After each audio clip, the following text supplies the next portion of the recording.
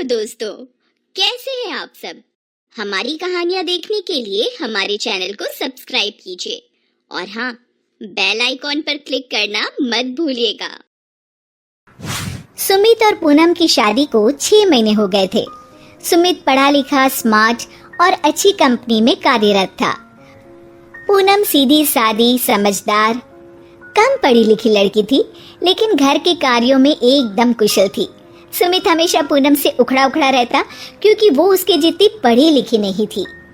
सुनिए जी, आपके नहाने का पानी भर दिया है, आप नहा लीजिए। मुझे कब क्या करना है अच्छी तरह से जानता हूँ, तुम्हें समझाने की जरूरत नहीं है, समझी। सुमित नहाकर ऑफिस के लिए तैयार होकर आता है। जैसे ही पूनम उसके लिए नाश्ता लाती है। ये क्या, आलू के पराठे? मैंने तुमसे कितनी बार कहा है कि मुझे नाश्ते में टोस्ट, ब्रेड बटर या एग्स चाहिए। ये जाहिलों वाला नाश्ता तुम ही करो। जी वो ब्रेड बटर और अंडे खत्म हो गए थे, इसलिए जल्दी जल्दी में आलू के पराठे बना दिए। आज आप ये खा लीजिए ना, कल से आपके लिए वही बना दूंगी। खत्म हो गए थे तो बाजार से ले आती। सारा दिन घर में करती क्या हो? इतना भी ध्यान नहीं रख सकती कि घर में क्या खत्म हो गया है और क्या पड़ा है? जी वो कल घर की साफ सफाई करते समय मेरा पैर फिसल गया था, तो कमर में थोड़ी चोट लग गई थी, लेकिन मैं आज आपके लिए सारा सामान ले आऊंगी। बस बस, बहाने बनाने बंद करो और ये नाश्ता भी तुम ही खा लेना, मैं ऑफिस में खा लूंगा कुछ। सुमित गुस्से में ऑफिस चला जाता है और पूनम वहीं बैठे बैठे रोती रहती है। शाम को जब सुमित ऑफिस से वापस आता है, अब जल्दी से हाथ मुंह धो लीजिए, मैंने आपके लिए आपकी पसंद की छोले चावल बनाए हैं। मुझे भूख नहीं है, मैं अपने दोस्तों के साथ बाहर से खाकर आया हूँ।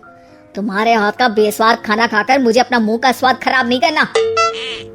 सुमित अपने कमरे में सोने चला जाता है और पूनम बुझे मन से सब कुछ समेटने में लग जाती है।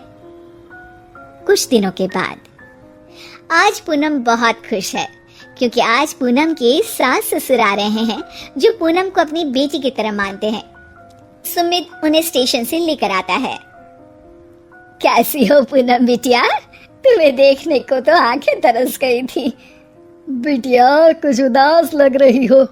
सुमित तुम्हारा ध्यान तो रखता है ना, यहाँ तुम्हें किसी चीज की कोई कमी तो नहीं है ना? अरे नहीं नहीं मम्मी जी, पापा जी, सुमित तो मेरा बहुत ध्यान रखते हैं, मुझे किसी चीज की कोई कमी नहीं है, आप चिंता मत कीजिए, मैं तो खूब मजे में हूँ। और आप लोग अब आ गए हैं ना, तो मजा दुगना हो गया है। सुमित सामान लेकर आता है और गुस्से में पूनम से कहता है, मेरे मम्मी पापा को अभी तक यहीं खड़ा कर रखा है, कोई चाय नाश्ता भी नहीं करवाया अब तक? कुछ खाना नहीं बनाया क्या? ऐसी बात नहीं है जी, आज तो मैंने सब कुछ मम्मी जी और पापा जी की पसंद का ही बनाया है। मम्मी जी की पसंद के आलू पूरी और पापा जी की पसंद की खीर मालपुए। बस बस, ज्यादा बातें मत बनाओ, अब जाओ और मम्मी पापा के लिए चाय नाश्ता लेकर आओ। आइए मम्मी पापा, सफर में थक गए होंगे ना। पूनम सास ससुर के लिए चाय नाश्ता लाती है। मम्मी जी, पापा जी, ये लीजिए, चाय के साथ गर्मा गर्म कचौड़ियाँ मैंने खुद अपने हाथों से बनाई है। पूनम के ससुर, भाई वाह, कचौड़ियों की महक से तो मन प्रसन्न हो गया। सच में बिटिया, गांव में हम तुम्हारे हाथ का बना खाना बहुत याद करते हैं।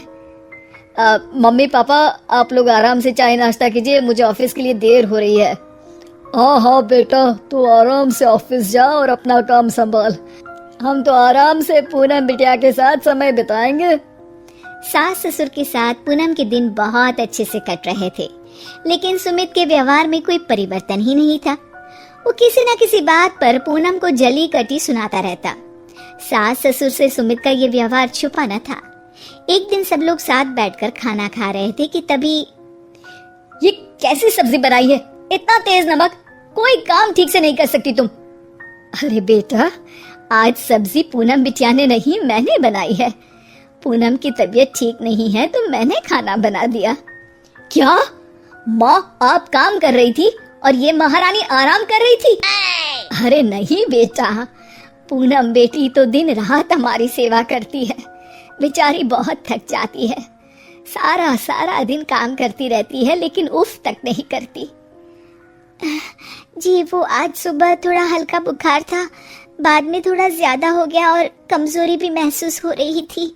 बस बस, बहाने मत बनाओ, बचना है काम से बस।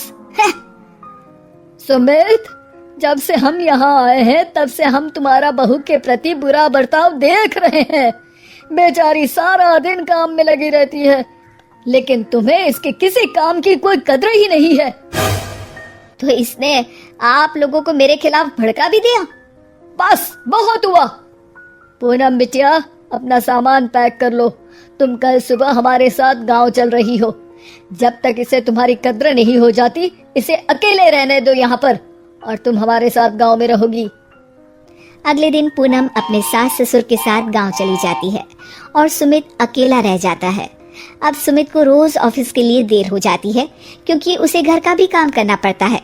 रोज लेट होने के कारण उसे बॉस से बहुत डांट पड़ने लगती है, जिसकी वजह से उसका काम भी खराब होने लगता है।